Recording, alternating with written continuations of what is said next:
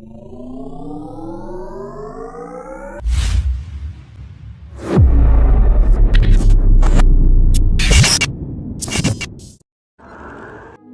semua, apa kabar? Kembali lagi di Miners News dengan edisi Februari di tahun 2021 yang pastinya akan tetap memberikan berita-berita yang informatif, unik, dan edukatif untuk sobat miner semua. Langsung saja simak beritanya. Berita pertama, Kementerian Energi dan Sumber Daya Mineral saat ini sedang menyempurnakan dokumen kebijakan mineral dan batubara Indonesia. Penyusunan dalam penyempurnaan kebijakan ini berupa dokumen turunan dari UU Nomor 4 Tahun 2009 yang diubah ke UU Nomor 3 Tahun 2020 tentang pertambangan mineral dan batubara.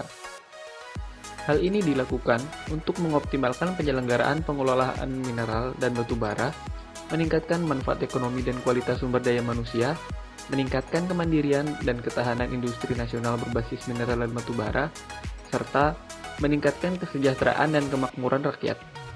Penyusunan ini melibatkan semua pihak, baik dari pengusaha, akademisi, hingga masyarakat. Demi implementasi dari kebijakan ini tidak sulit dilakukan karena merupakan hasil keputusan bersama.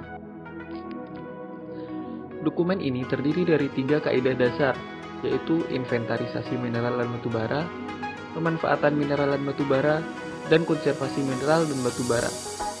Dan terdiri dari 6 kerangka utama: pendahuluan, inventarisasi mineral dan batubara, pengelolaan dan pemanfaatan mineral dan batubara, konservasi mineral dan batubara, pemantauan dan evaluasi, dan penutup.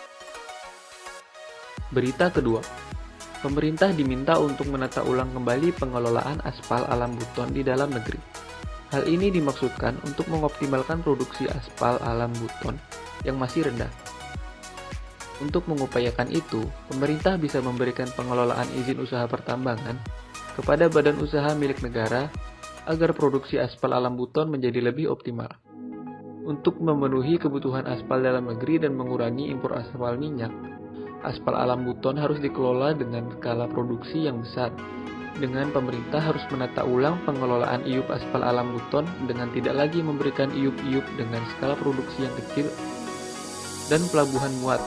Begitulah kata Direktur Kajian Strategi Sumber Daya Alam, Budi Santoso.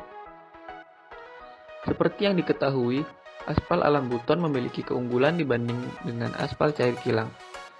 Dalam artian, aspal alam memiliki titik leleh lebih tinggi dan ini sangat bagus untuk daerah panas seperti Indonesia. Berita ketiga, kenaikan harga minyak global turut mempengaruhi kelangsungan bisnis perusahaan yang bergerak di sektor tambang batubara, salah satunya PT Adaro Energi Tbk.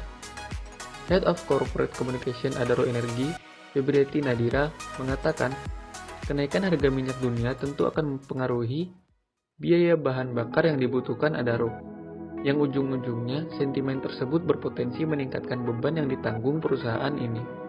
Untuk mengantisipasi efek kenaikan harga minyak tersebut, Adaro akan terus berupaya memaksimalkan keunggulan operasional bisnis inti, meningkatkan efisiensi dan produktivitas operasi, serta menjaga kas dan mempertahankan posisi keuangan yang solid di tengah berbagai tantangan yang terjadi saat ini.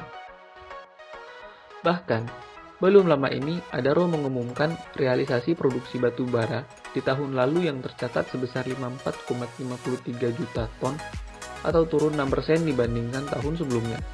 Namun, realisasi ini sedikit di atas panduan operasional yang ditetapkan di kisaran 52 juta ton sampai 54 juta ton.